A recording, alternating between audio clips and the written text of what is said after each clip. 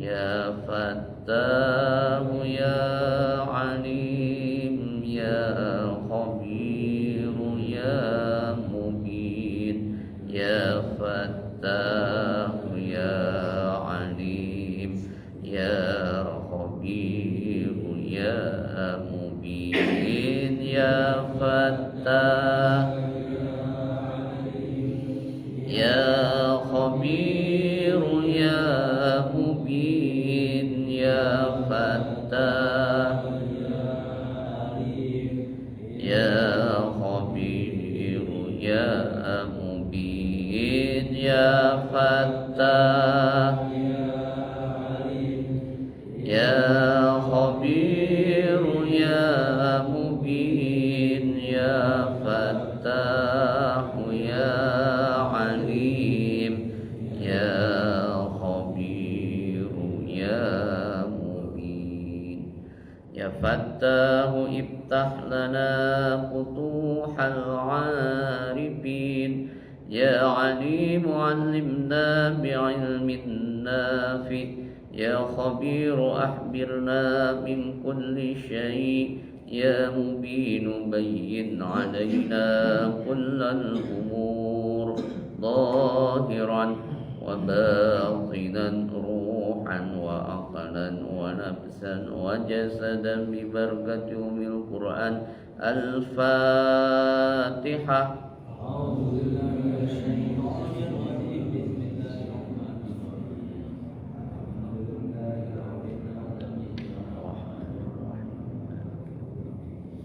إياك نعبد وإياك نستعين صراط الذين أنعمت عليهم.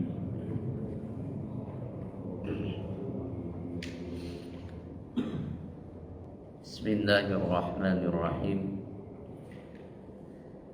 Saya hormati dan Allah muliakan segenap pengurus Masjid Al-Muharram serta jamaah, Bapak Ibu yang mudah-mudahan semuanya mendapatkan keberkahan dari Allah Subhanahu wa taala. Alhamdulillah, summa alhamdulillah. Kita bersyukur kehadirat Allah Subhanahu wa taala atas karunia nikmat kudrat iradatnya, izin serta ridhonya kita bisa kembali melaksanakan thalabul ilmi, bersilaturahmi, bersilatul ilmi dan bersilaturahmi, yang mudah-mudahan dengan hal ini Allah Subhanahu wa taala berikan kepada kita ilmu yang bermanfaat fid-dini wad dunya wal akhirah. Salawat serta salam semoga senantiasa tercurah limpahkan kepada baginda alam Kanjeng Nabi Muhammad sallallahu alaihi wasallam, pada keluarganya, kepada para sahabatnya, dan mudah-mudahan sampai kepada kita sebagai umatnya. Amin ya Allah ya Rabbal alamin. Para bapak ibu jamaah yang dimuliakan Allah, dalam kesempatan pagi hari ini saya mengajak khusus bagi diri saya, umumnya para jamaah, mari kita mengupayakan senantiasa memohon pertolongan kepada Allah Subhanahu wa taala di dalam menjalani kehidupan ini yang tentunya kita sangat membutuhkan atas anugerah dan pertolongan serta rahmatnya Allah Subhanahu wa taala. Oleh karena itu di dalam Al-Qur'an Allah Subhanahu wa taala menyampaikan wasta'inu bis-sabri was-shalah wa innaha lakabiratun illa 'alal khashiyin. Wasta'inu, dan memohon pertolonganlah kalian semua, yakni kepada Allah Subhanahu wa taala, bisobri, dengan bersabar ketika mendapatkan musibah, kesulitan dan sebagainya. wassalah, dan juga dengan cara sholat kepada Allah Subhanahu wa ta'ala. Wa innaha lakabiratun illa 'alal khashiyin. Sesungguhnya sholat itu tentu berat, tentu besar, berat dalam hal ini, kecuali bagi orang-orang yang khusyuk. Dalam memaknai dan mentafsirkan ayat ini, para ulama memberikan arahan kepada kita. Yang pertama adalah ketika kita ingin senantiasa mendapatkan pertolongan Allah, maka pertama kali kita haruslah bersabar. Tentu sabar ini ada tingkatan-tingkatannya, namun yang paling pasti sabar yang dituntut dalam hal ini adalah bagaimana kita tunduk dan patuh kepada Allah Subhanahu wa ta'ala. Yang kedua, bentuk dari ketundukan dan patuh kita kepada Allah adalah dengan melaksanakan sholat, baik sholat yang wajib, yang itu waktunya sudah ditentukan, rakaatnya sudah ditentukan, yang tidak bisa kita tambah-tambahkan, yang ataupun yang sunnah. Namun para ulama di sini lebih menekankan ketika kita ingin memohon pertolongan kepada Allah, itu disebutnya dengan sholat hajat. Paling tidak biasanya yang paling terkenal ataupun yang paling dimaklumi dan masyhur memohon pertolongan Allah, yaitu dengan sholat istisqa, pada ketika kita memohon diturunkannya hujan. Namun tidak hanya untuk memohon sekedar hujan saja, tapi para ulama menyampaikan atas segala sesuatu yang memang kita perlukan pertolongan dari Allah, yang memang kita membutuhkan anugerah Allah dan rahmat Allah, maka kita haruslah melaksanakan sholat, yang kita sering memaknainya dengan namanya sholat hajat. Nah,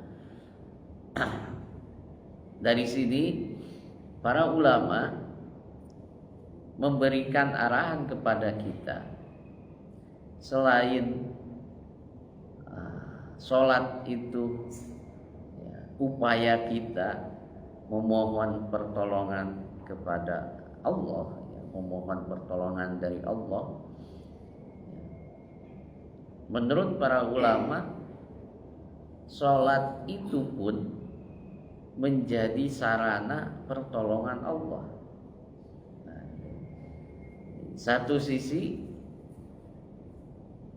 ini, sholat ini menjadi sarana kita memohon kepada Allah, memohon pertolongan kepada Allah. Di sisi lain, sejatinya sholat itu pun sarana pertolongan Allah. Maka oleh karena itu kata para ulama ahli, istilahnya ahli hakikat, kesejatian pertolongan Allah itu hadir di dalam sholat kita,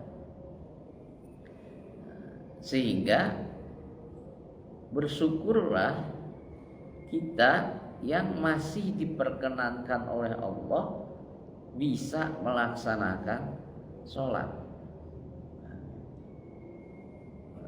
Dan kita tahu ya, sholat ini harus terus kita jaga dan kita rawat ya. Sebagaimana firman-Nya Allah, hafidu 'alas sholawati was sholatil wusta wa qumu lillahi qanitin.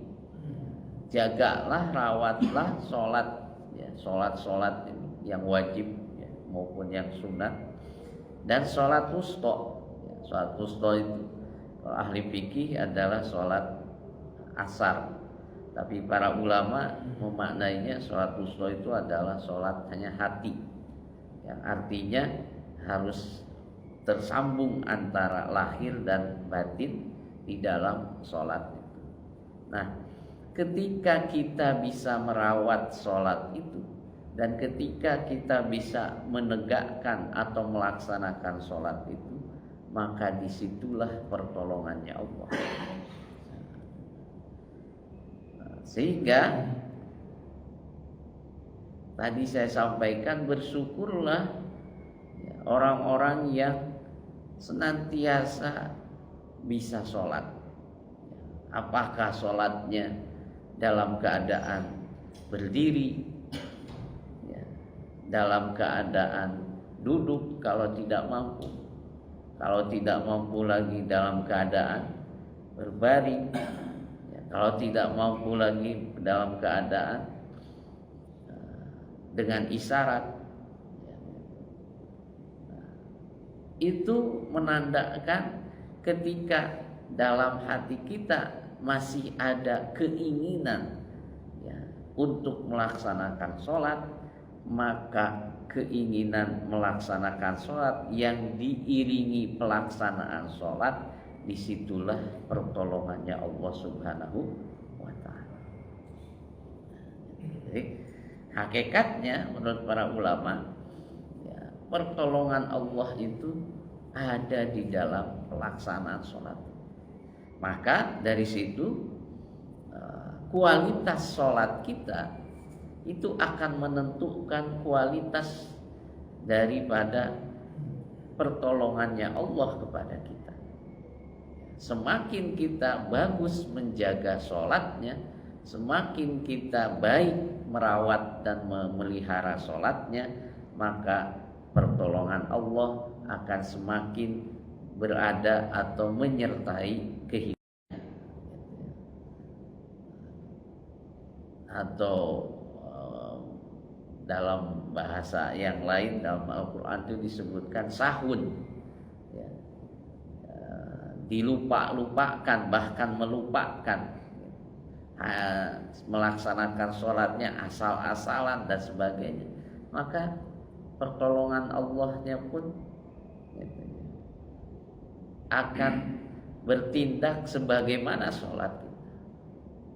Oleh karena itu, maka sebagai nasihat bagi saya juga umumnya para jamaah semua, di momentum bulan Rajab yang tanggal 27 Rajab merupakan ulang tahunnya perintah sholat, tingkatkanlah kualitas sholat kita, karena dengan meningkatkan kualitas sholat kita akan meningkat pula pertolongan Allah kepada kita selama kita melaksanakan kehidupan. Baik pertolongan itu untuk kebutuhan diri kita sendiri, keluarga maupun umat seluruh. Maka oleh karena itu mudah-mudahan dengan kita meningkatkan kualitas sholat kita, baik lahir maupun batin, Allah senantiasa menyertakan ke dalam kehidupan kita pertolongannya dan juga rahmatnya, sehingga kita betul-betul bisa ya, bahagia, selamat dunia dan akhirat. Al-Fatihah.